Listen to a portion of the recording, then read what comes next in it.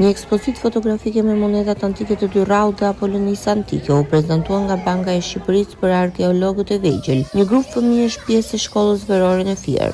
Si dëshmi i fuqisë ekonomike të qyteteve antike, monedat e koleksionit të Bankës së Shqipërisë janë një burim i çmuar informacioni për historianët dhe ekspertët e numizmatikës. Banka është e lidhur me këtë projekt, pasi banka në fillim ka një muze të monedhës, ku janë të pasuruar të gjitha monedhat që nga lashtësia e deri në monedhat antikitetit vonë, monedhat mesjetare dhe më pas ato moderne.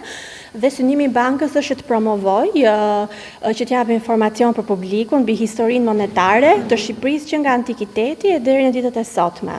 Ka një pasuri shumë e pasur, duke filluar që nga Durrësi, që ishte qyteti i parë që preu monedha prej argjendi, monedhat e rënda, stateret, dhe më pas filloi Apollonia, që të preste dhe ajo monedha argjendi, dhe më pas rreth shekullit të tretë zhvillua një aleancë monetare të dy qytetet që pren drahme, që ishte monedha argjendi, po që në literaturë njihet dhe si drahmia i lire, dhe kjo monedhë është shperë në volume shumë të mëdha dhe ka qarkulluar në gjithë Ballkanin, duke arritur deri në territorin e Bullgarisë, të Moldavisë, të Rumanisë.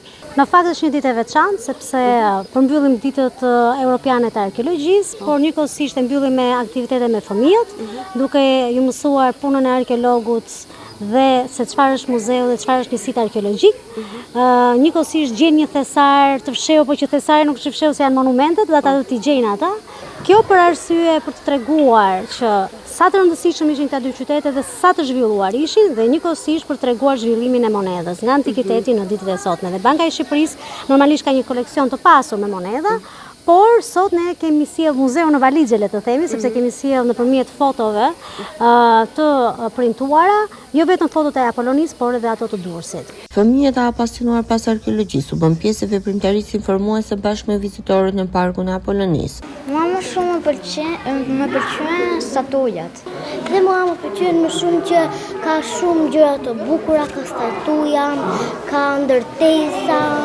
Më bukur dhe më kujton si kohët e vjetra. Më shumë i bukur që ka qenë më i vjetër se koha e Skënderbeu. Sot që Apollonia ka qenë një qytet para kohës së Skënderbeu dhe është një qytet nga më të vjetra dhe që ruhet shumë nga njerëzit tanë. Dhe mësova që çfarë bën një arkeolog. Më pëlqeu shumë, ishte një eksperiencë shumë e bukur. Apollonia është një ndër qytetet antike më të mëdhenj në pellgun e Adriatikut dhe më i përmenduri ndër 30 vitet e tjera me të njëjtin emër të kohës antike. Monedat i lire drahma janë unikale. Zbulimi i monedhave të hershme në Apolloninë dhe Durrës janë treguesi i zhvillimit ekonomik të dëshmuar nga viti 222 deri në 49 para erës sonë.